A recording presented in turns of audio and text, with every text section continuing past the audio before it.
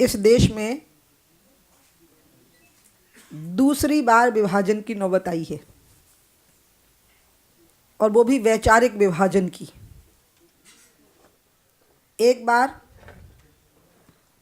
कांग्रेस इस देश का भौतिक विभाजन कर चुकी है। हिंदू मुस्लिम आधार पर देश का बंटवारा हुआ। एक घिनौनी राजनीति के चलते, जिसके पीछे असली लक्ष्य वोट बैंक है।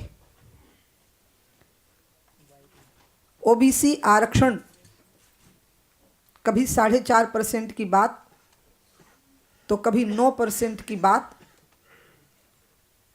और इसमें निशाना उत्तर प्रदेश है।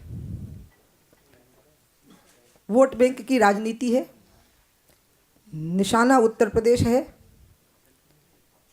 और इसके पीछे संविधान, कानून, सारी मर्यादाओं को, सामाजिक समरसता, सारी मर्यादाओं को ताक पर रख दिया है। इसमें आश्चर्यजनक बात यह है कि जो नेता पिछड़ों के मसीहा कहलाते हैं वह भी चुप हो गए। चाहे लालू हो, चाहे मुलायम हो, मायावती हो या कोई भी हो, वह भी इस विषय के ऊपर चुप्पी साध गए हैं। सच्चर कमेटी की जो रिपोर्ट है, जिसने मुस्लिमों की दुर्दशा का वर्णन किया है, उस रिपोर्ट के आधार पर यदि देखा जाए तो सर्वाधिक विकास यदि किसी राज्य ने किया है, जहां मुसलमानों को माना गया है कि 10 साल में प्रगति में भागीदारी का अवसर मिला, वो राज्य तो गुजरात निकला, जिसने अलग से मुसलमानों के लिए किसी आरक्षण की घोषणा नहीं की। जो मुस्लिम विचारधारा है, मुस्लिम मजहब की, उसमें आपस का भाईचारा सबसे महत्वपूर्ण अंग है। इसलिए अलग से जातिगत आधारों पर आरक्षण देना,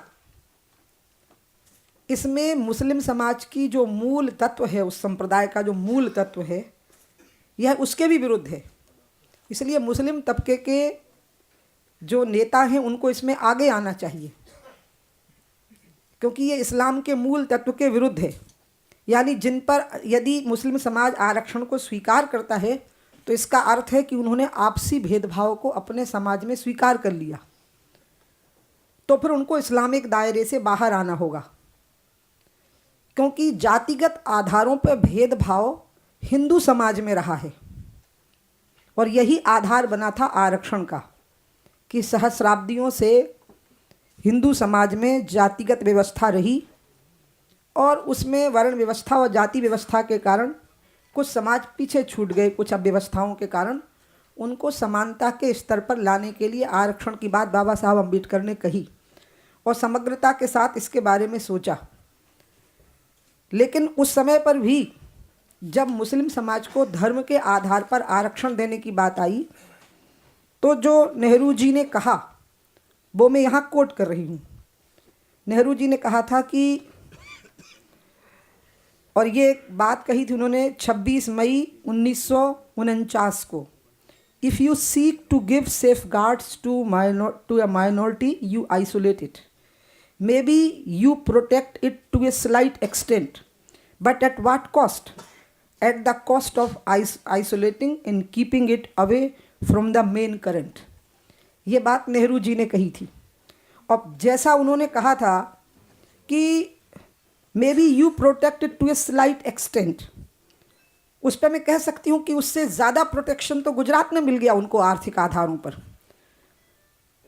जो विभिन्न सर्वेक्षणों की रिपोर्ट यही कहती है कि सर्वाधिक प्रगति तो वहाँ हुई है। इसका मतलब है कि यदि उनको लाभ देना है तो जो पंचायत राज है, जो स्थानीय निकाय हैं, उसमें भी व्यवसाय के आधार पर अति पिछड़े, अति गरीब मुसलमानों को उसमें लिस्टेड कर दिया गया है मंडल में, और वो पहले ही पंचायती राज में और स्थानीय निकायों में इसका लाभ उठा रहे हैं। इसलिए ठीक उत्तर प्रदेश के चुनाव के पहले इसकी घोषणा करना, ये कांग्रेस की विभाजनकारी घिनौनी मानसिकता है। ये धार्मिक आधारों पर लोगों के साथ में खिलवाड़ करना चाहते हैं, धार्मिक आधारों पर एक बार फिर से देश को बांटना चाहते हैं। एक राज्य में 1-2% वोट बढ़ाने के पीछे इतनी घिनौनी हरकत की मैं निंदा करती हूँ और हमारी पार्टी निंदा करती है। और मैं मुस्लिम समाज को भी कहूँगी कि वो भी इस संबंध में आगे आएँ और कांग्रेस की निंदा करें, क्योंकि कांग्रेस ने मुस्लिम भाईचारा, जो मुस्लिम संप्रदाय का मूल तत्व है आपस का भाईचारा, उसके विरुद्ध है। ये संविधान के विरुद्ध है, क्योंकि धार्मिक आधारों पर आरक्षण उसी देश में संभव है जिसमें शासन व्यवस्था धर्म आधारित है। हमारे देश की जो शासन व्यवस्था है वह सेक्युलर है, धर्म आधारित नहीं है। सर्वधर्म समभाव की विचारधारा पर आधारित हमारी स्टेट है। हम रिलीजियस स्टेट नहीं हैं, हम एक सेक्युलर स्टेट हैं। और एक सेक्युलर स्टेट में हम धर्म आधारित आरक्षण व्यवस्था को लागू करके एक प्रकार से इसको हम एक रिलीजियस स्टेट डिक्लेयर कर रहे हैं। तो क्या कांग्रेस इसको हिंदू स्टेट डिक्लेयर कर रही है? जबकि हम कहते हैं कि ये हिंदू नेशन है लेकिन हिंदू स्टेट नहीं है। हमने कभी भी धर्म आधारित राज्य व्यवस्था की बात नहीं कही, हमने सांस्कृतिक राष्ट्रवाद की बात कही है। लेकिन कांग्रेस ने ऐसा करके क्या इसको एक हिंदू स्टेट का दर्जा देने की कोशिश की है, जिसकी वकालत हमने भी कभी नहीं की।